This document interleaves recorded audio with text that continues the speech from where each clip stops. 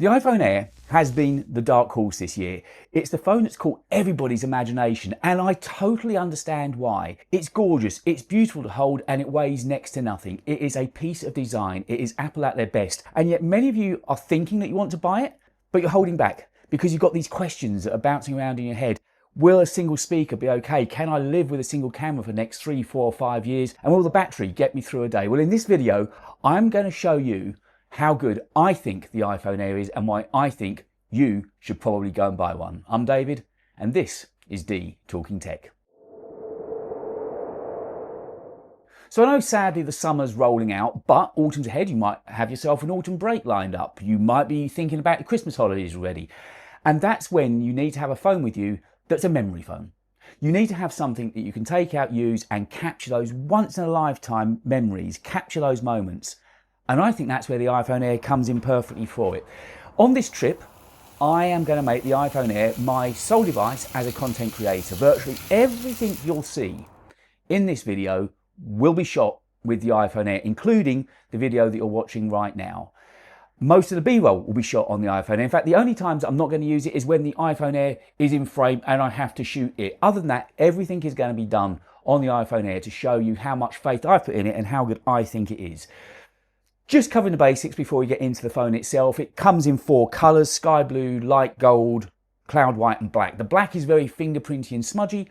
The other colours are very, very muted. Funnily enough, the stronger colours went to the iPhone Pro this year, which is totally roundabout face. But anyway, the colours are muted. I got the sky blue, but it's so pale, I initially thought it was white and they'd sent me the wrong phone. It comes in 3 storage options. For £999, you get the 256 gig model. For £1,199, you get 512 gigs of storage. And if you lay down that little bit extra, £1,399, you get a terabyte of storage on your iPhone Air.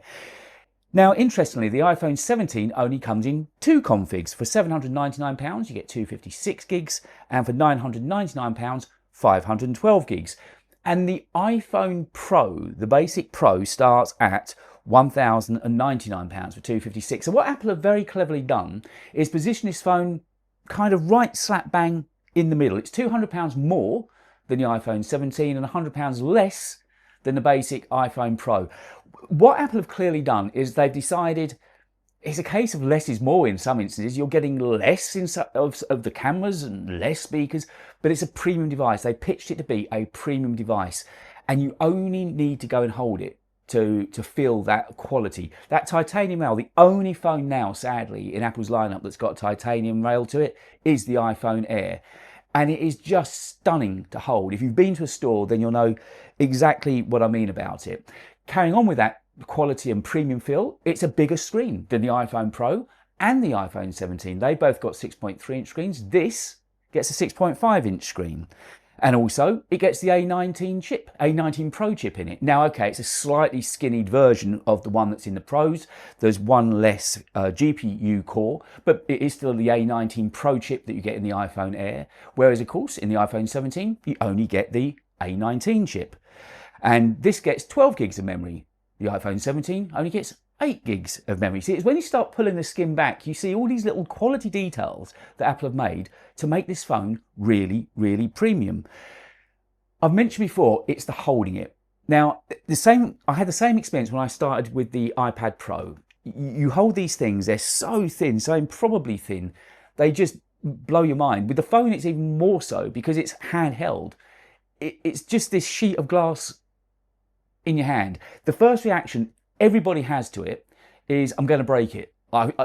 They handle it with kid gloves. It's pretty indestructible. Put it this way, it's lasting better than my Pro Max. That has got 2 tiny little scratches on it, tiny little scratches on it already, whereas this is lasting up perfectly.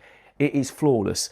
So even though it's only 5.6mm thin, and that doesn't really do it justice, and not until you hold it you can really experience what that number means. But just because it's super, super thin doesn't mean that it's not going to be durable. And also, Apple had to be really inventive to get the phone this slim, to the point that the USB-C port in it is actually 3D printed to make it small enough and thin enough to fit into the body of the phone. Apple really left no stone unturned when they were in their desire to make this phone as thin as they possibly could. Now, let's talk about this single speaker. I want to get that out of the way straight away. Now, I'm here in an Airbnb. I was using it in the shower room. Now, oftentimes when you're using your iPhone speaker, you're using it in suboptimal conditions anyway. Bathrooms aren't particularly good for any acoustics of any speaker. The main thing that matters is that it's loud enough that you can hear it, and when you are playing any content, that it's not muffled, that it's clear, and it's not offensive to the ear. Well, it's tick, tick, tick. The iPhone Air speaker is fine. Yes, there's only one, but I'm thinking virtually all of the people that would be interested in spending the kind of money you've got to lay down for an iPhone Air will also have AirPods.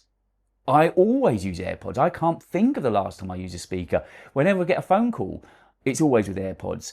And okay, not everybody's going to, but as I said, if you're not using AirPods, the speaker is fine. So I don't think that is something you need to worry about too much. And again, you'll know the kind of person you are. You'll know how you consume your content. And if you're using AirPods, don't worry about the single speaker. Now, back to that display. It is a top quality display. Apple really haven't held back at all this year on any of their displays, including the one on the iPhone Air. It's, as I said, it's big, 6.5 inches. It's an always-on ProMotion display, 1 to 120 Hertz. So if you love your ProMotion, if you're a gamer, this display is going to be gorgeous for you. We're having a gorgeous late summer here in the UK at the moment, and that 3000 nits of max brightness outdoors is wonderful. It means I'm rarely struggling to use it, no matter how bright it is. And even in these reasonably warm temperatures we're having right now, the phone has never ever got hot, even when the screen's at full brightness. We've got this new anti-reflective coating. Is it quite a match of Samsung's? Probably not. Is it the best we've ever had on an iPhone? Hell yes. And it's way better than last year's. And again, it's not until you start recognizing that and looking for that anti-reflective coating, you realize just how good it is. And ceramic shield too. iPhone users for years and years and years have had to put up with those micro scratches. This year, we seem fine. It's 3 weeks into me using this now. No screen protector, no case, and there's not a single mark on the screen. Honestly, I think finally Apple has managed to catch up and given us the screens that we really needed. And thankfully, it's part of their good year. They had a terrible year last year, and this year, in every respect, they just seem to be doing things the right way. They've listened to us and they're improving. So let's talk about the other one, shall we? The camera. Yes, there's only a single camera. Now, right off the bat, if you look at your photo history, you'll know if you shoot a lot of photos in ultra wide, and you'll know if you're the sort of person that uses the telephoto an awful lot. If you're that kind of user, clearly this isn't for you. But if you're the kind of person that just wants to take those good memory shots, capture life moments, this will suit you just fine. It's got a 48 megapixel fusion camera, which means you can shoot at 1x and at 2x. At 1x, you can shoot at 26mm or 35mm. Now, if you shoot in 35mm at the 1:1 ratio, in other words, square, say, throw on one of the photographic styles, the amber one I'm quite liking, with a few little adjustments to it, you can get some gorgeous, gorgeous results out of it. And if you were scrolling through Instagram, you'd be hard pushed to tell if these photos were taken on an iPhone 17 Pro Max, hell, even a camera, let alone the Air. It does a really good job. Again, it's whose hands it's in. And you know that old adage, the best camera you've got is the one that's with you. And because this phone is so thin, and it fits into every environment, it's so inconspicuous, it will be with you all of the time.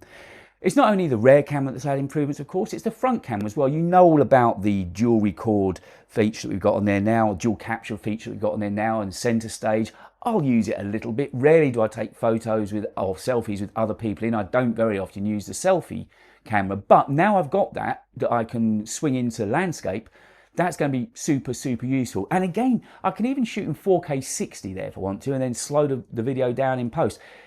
All these little details that I'm highlighting to you just goes to show that Apple was serious about making this device a quality device. Across the range, iPhone 17 has impressed me with their image stabilization. And I've come out here today above the Cotswolds just to give you an idea of how good the image stabilization is on. I'm not doing anything fancy at all. I was trying to put myself in your place. If you're going to head off to see family, maybe over Christmas, and you're going to be going out for some lovely walks through country parks and nature reserves and so on, just look at the image capture I'm getting straight out of the native camera app, doing nothing fancy at all, just recording in 4K 24, and how stable it is as I'm walking along. And I'm walking at a reasonable pace. And this is what I say, you've just got to trust your eyes. This thing is good. It is a seriously good bit of kit. Just look at how stable that is. On one of my previous videos about the iPhone Air, I mentioned that I kept on triggering the camera because the camera control button is basically the thickness of the body of the phone. There's just no room either side of it. So when my thumb was landing on it, it kept triggering it. That was my fault. I just hadn't had time to go into the settings. I've now changed it to a double tap, and that is no longer an issue. And that is the default way that I normally get to the camera. I don't really bother having the camera icon on the front page of my home screen. There's no need. Just double pressing the camera capture button gets me to it quickly. Also, I've noticed it's better in low light conditions as well. And that's something to do with Apple's worked with their photonic engine, and it automatically captures a whole load of info that then means you can turn those images into portraits in the Photos app. And the Photos app is worth playing around with. I'm a Lightroom user, but the Photos app is actually worth playing around with, some good features in there. And also the iPhone Air is a genuine iPhone through and through. By that I mean it's got not only the A19 Pro chip in it, it's got the C1X modem, their latest modem, and call quality is far better on here than it is on the Pro Max, far less dropouts and a better audio signal as well.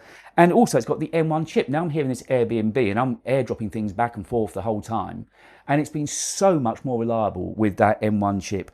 Honestly, it's made a huge difference. The only downside, it's got no mmWave, so you don't get 5G on here, but 5G in the UK really isn't anything to lose sleep over anyway. So my take on the camera is, it's as good as the person that's using it. And honestly, if you're just a little bit creative and a little bit thoughtful with how you use a camera, you'll get some great results. And also, a point to make out, just because it's got slightly less features, I don't know if that's a weakness or a strength.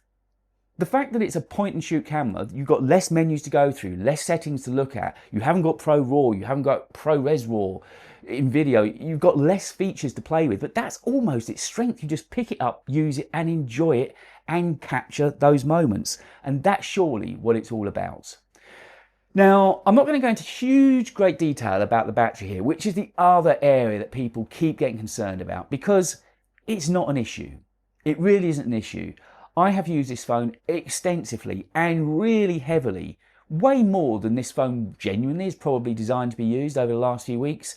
The battery has never been an issue. If anything, I feel the battery is performing better on this phone than it is on my Pro Max. Coming here today, when I got here, I had to charge the Pro Max up. The iPhone Air, still going strong, still hasn't been charged. Honestly, take my word, I'm going to leave you a video at the end to watch. Battery is not an issue you need to concern yourself with. And just rounding out about the quality features that are in the background of this phone. It's got all those things that you kind of forget are there, but would want to be there. Emergency SOS via satellite, crash detection, messages via satellite, and dual frequency GPS. All of those are in the background on the iPhone Air. This is a quality product. Just because it's pretty and petite doesn't mean they haven't given it all of the engines and all of the background features that you'd want out of a quality phone. At the end of the day, you are spending £1,000 on. Also, if you're worried about the switch to eSIM, don't. I was one of those naysayers. I kept kicking that tin down the road for month after month after month. When I set this up, this is an eSIM only phone. It just happens at the setup phase. It took me seconds with T-Mobile EE, here in the UK. I've done the same with Vodafone. It's painless. It really is painless. So if you're worried about getting the Air because of the eSIM, don't. There was no data lost and it was really, really quick. So should you get this iPhone Air? Well, look, you're watching video, a YouTube video. I make my living out of recording video. I wouldn't put something out there that I felt embarrassed by or I felt wasn't good enough. If you've watched this video and you're enjoying it, that's how good it can be.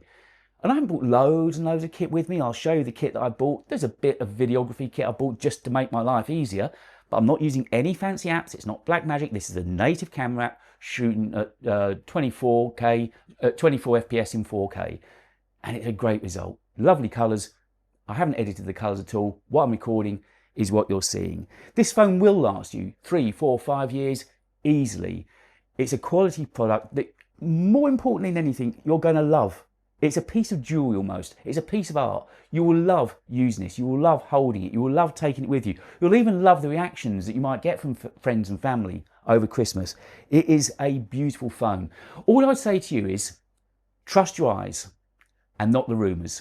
You've seen how good the pictures are, you've seen how good the video is. That's all shot on iPhone Air.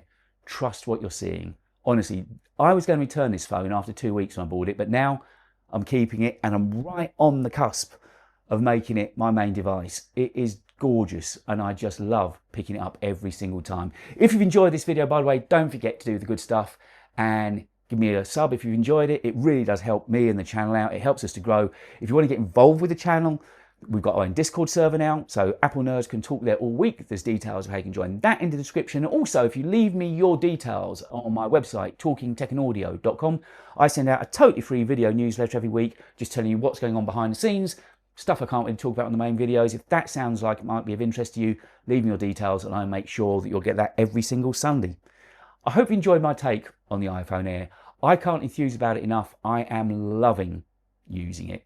And as mentioned earlier on that I did a full battery test, a full rundown of what the battery was like. That's the video I've left on screen for you to watch now, and I think you might be surprised and enjoy it.